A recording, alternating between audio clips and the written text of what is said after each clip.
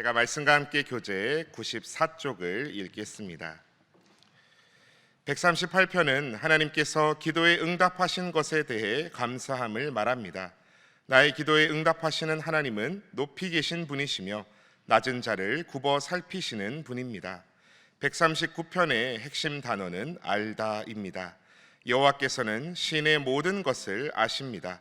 그러한 하나님께 시인은 충성을 맹세합니다. 오늘 시편 138편은 다윗의 시인데요, 감사로 시작합니다. 1절 말씀을 주목해 보십시오. 내가 전심으로 주께 감사하며 신들 앞에서 주께 찬송하리이다.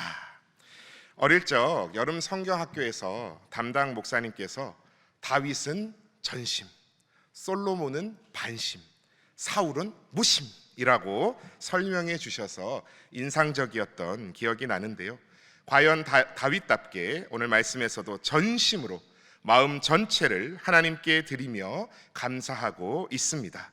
무엇 때문에 감사한가요? 3절에 보면 이유가 나옵니다. 3절 말씀 보십시오. 내가 간구하는 날에 주께서 응답하시고 내 영혼에 힘을 주어 나를 강하게 하셨나이다. 아멘. 내가 간구하는 날에 주께서 응답하셨기 때문입니다. 그런데 그 응답을 자세히 보면 재미있는 사실이 있습니다. 다윗은 내가 간구했더니 주께서 모든 문제를 없애주셨습니다 라고 말하지 않습니다.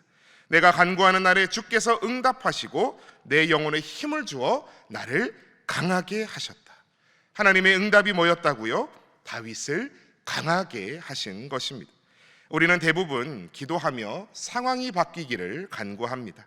하나님, 이 문제를 해결해 주세요. 이 사람을 변화시켜 주세요. 길을 열어 주세요. 그 기도가 잘못되었다는 게 아닙니다. 그러나 오늘 시편에서 하나님의 또 다른 응답도 있다는 것을 봅니다. 상황을 바꾸어 주시는 응답도 있지만 상황을 견딜 수 있게 나를 강하게 하시는 응답도 있다는 사실입니다.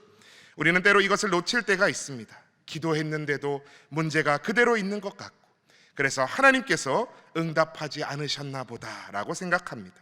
그런데 이상하지요. 예전 같았으면 무너졌을 일을 견디고 있습니다. 전 같으면 밤새 잠도 못 자고 걱정했을 일을 기도로 버팁니다. 문제는 그대로인데 내가 달라집니다.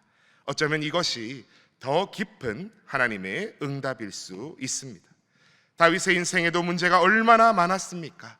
사울에게 쫓기고 가까운 친구에게 배신당하고 자녀 때문에 아픔을 겪었습니다. 나라 안팎으로 수많은 어려움을 만났습니다. 하나님께서는요, 온실 속 화초처럼 다윗의 인생의 문제를 미리 제거해 주시지 않으셨습니다. 대신 그 문제를 통과할 수 있는 사람으로 다윗을 연단해 가셨습니다. 7절 말씀을 주목하여 보십시오. 내가 환난 중에 다닐지라도 주께서 나를 살아나게 하시고 주의 손을 펴사 내 원수들의 분노를 막으시며 주의 오른손이 나를 구원하시리이다. 아멘. 다윗은 알고 있었던 겁니다. 신앙생활을 잘한다고 환난이 없는 것이 아니구나. 하나님을 잘 믿는다고 어려움이 모두 비켜가는 것도 아니구나. 그러나 차이가 있지요. 우리는 환난을 혼자 지나가지 않는다는 사실입니다. 다윗은 내가 환난 중에 다닐지라도 주께서 나를 살아나게 하신다. 주의 오른손이 나를 구원하신다 고백하고 있습니다. 우리 시편 138편의 마지막 8절 말씀을 우리 한 목소리로 봉독하시겠습니다. 8절입니다. 시작. 여호와께서 나를 위하여 보상해 주시리이다.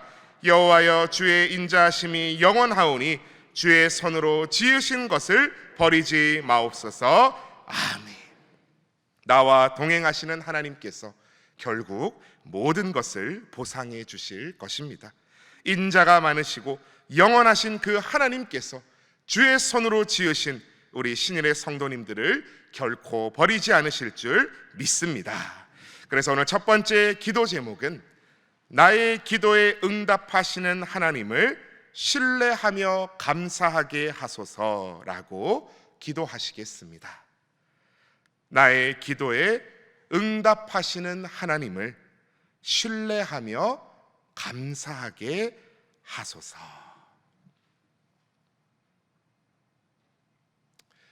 이제 다음 장인 139편으로 넘어가 봅니다. 시편 139편은 하나님과 한 인간의 관계를 가장 아름답고 깊이 있게 표현한 시편 가운데 하나입니다. 다윗은 이렇게 시작합니다. 139편 1절의 말씀을 제가 읽겠습니다. 여호와여, 주께서 나를 살펴보셨으므로 나를 아시나이다. 아멘. 끝났지요. 우리 너무 기가 막힌 표현이나 어떤 놀라운 일을 보면 끝났다, 끝내준다 라고 표현합니다. 오늘 시편 139편은 사실 1절로 끝났습니다. 주께서 나를 살펴보셨으므로 나를 아시나이다. 삼성 이재용 회장이 제 이름을 압니다. 이러면 여러분 놀라시겠죠? 농담입니다. 거짓말입니다. 목사님, 새벽 기도에 할 농담이 따로 있지 라는 생각이 들 정도로 순간 놀라시는 표정을 봤습니다. 근데 그와는 비교할 수 없는 세상의 주인 되시고 역사를 주관하시고 모든 사람을 아시는 만왕의 왕, 만군의 주 되시는 하나님께서 나를, 이 미약한 나를 기억하신다는 사실에는 왜 놀라지 않으시는 겁니까? 그 하나님께서 내 이름을 아시고 내 형편을 아시고 내 마음을 알고 계십니다. 2절 말씀을 보십시오. 139편 2절입니다. 주께서 내가 앉고 일어섬을 아시고 멀리서도 나의 생각을 밝히 아시오며. 앉고 일어서는 일, 뭐 대단한 일입니까? 그런데 하나님은 그것까지 아십니다. 우리는 인생에서 아주 중요한 순간, 큰 결정을 할 때, 큰 어려움을 만났을 때 하나님께서 그때만 나를 바라보신다 착각하곤 합니다. 아니요, 하나님은 언제나 나를 바라보고 계십니다. 3절의 말씀처럼 내가 누워 쉬는 것까지, 자는 것까지, 4절 말씀처럼 내 혀의 말까지 다 알고 계십니다. 그것이 얼마나 큰 위로인지 모릅니다. 살다 보면 내 마음을 아무도 몰라주는 것 같은 순간이 있습니다. 가장 신뢰한다는 가까운 가족, 가장 신뢰한다는 친구도 내 말을 오해하고 이해해주지 못하고 때론 적대시할 때가 있지 않습니까? 그러나 하나님께서는요, 5절 말씀 보십시오. 주께서 나의 앞뒤를 둘러싸시고 내게 안수하셨나이다. 나의 앞뒤를 둘러싸 보호하시고 나에게 친히 안수하시며 나를 안으시며 지키시는 하나님 되십니다. 이 깨달음이 너무나 놀라워 다윗은 노래합니다. 이어지는 6절 말씀입니다.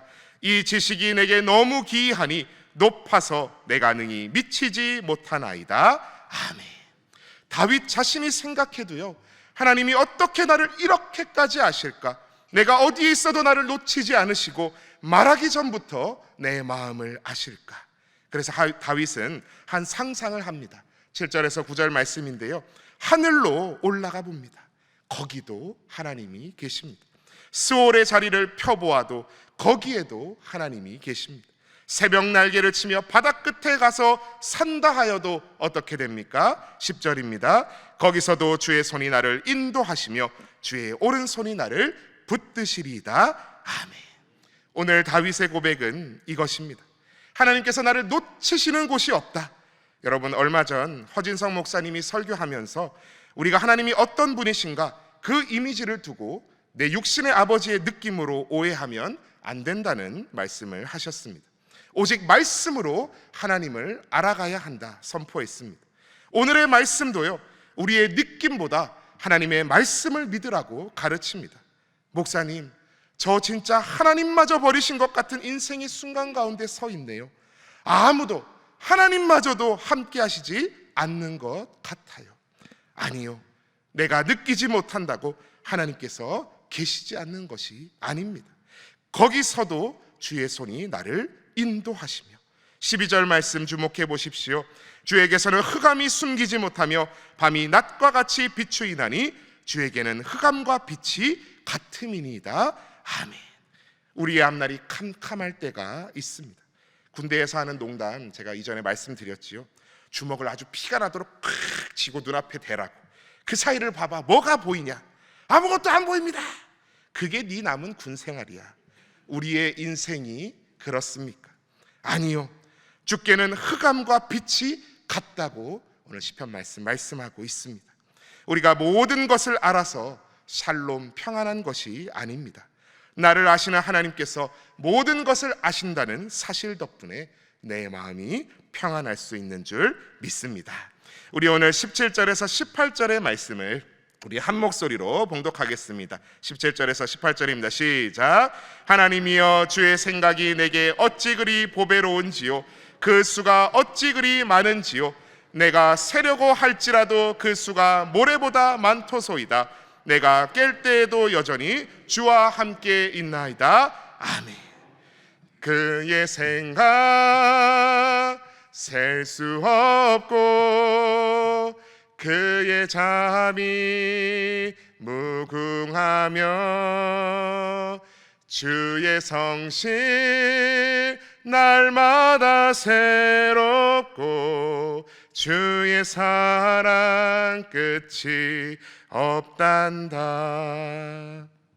사랑하는 성도 여러분, 오늘 새벽 일찍 깨어 일어나 기도의 자리에 나오시면서 어떤 생각에 잠겨 계셨습니까? 이 문제 저 문제, 흑암과 같이 나를 둘러싼 문제들 가운데 한숨 쉬셨습니까? 셀 수도 없는 깊고 보배로운 생각으로 지혜로 가득하신 지혜와 지식의 근본 되신 하나님께서 오늘 18절의 말씀과 같이 오늘 여러분이 깰 때에도 그 깨는 순간에 함께하고 계셨는 줄 믿습니다. 오늘 이 말씀으로 위로받고 평안 얻으시는 모든 신일의 권속들 다 되시기를 주님의 이름으로 축복합니다. 그래서 오늘 두 번째 기도 제목은 나의 모든 것을 아시는 하나님, 오늘도 나와 함께 하소서라고 기도하시겠습니다. 나의 모든 것을 아시는 하나님, 오늘도 나와 함께 하소서. 자, 이렇게 큰 위로가 되는 말씀을 살펴보았는데요. 그런데 139편 마지막 부분에 오면 분위기가 조금 달라집니다. 제가 19절 말씀을 제가 봉독하겠습니다. 하나님이여, 주께서 반드시 악인을 죽이시리이다. 피 흘리기를 즐기는 자들아, 나를 떠날지어다. 다윗이요, 갑자기 악인들에 대한 이야기를 꺼냅니다. 하나님께서 나의 앉고 일어섬을 아시고 내가 어디에 가든 함께 하시고 흑암 중에도 나를 보시고 라고 줄줄이 고백하다가 왜 갑자기 이런 내용이 등장할까요? 그런데 전혀 관계없는 이야기가 아닙니다. 다윗은 하나님께서 자신을 아시는 분이라는 사실을 고백하면서 동시에 하나님께서 악과 불의까지도 다 알고 계신다는 사실을 바라보고 있는 것입니다. 하나님께서 나의 눈물을 아실 뿐 아니라 악인의 행위도 감찰하시고 아신다는 사실입니다. 나의 억울함을 아실 뿐 아니라 그 억울함을 만들어낸 사람들의 행동도 알고 계신다는 겁니다. 22절의 말씀을 주목해 보십시오.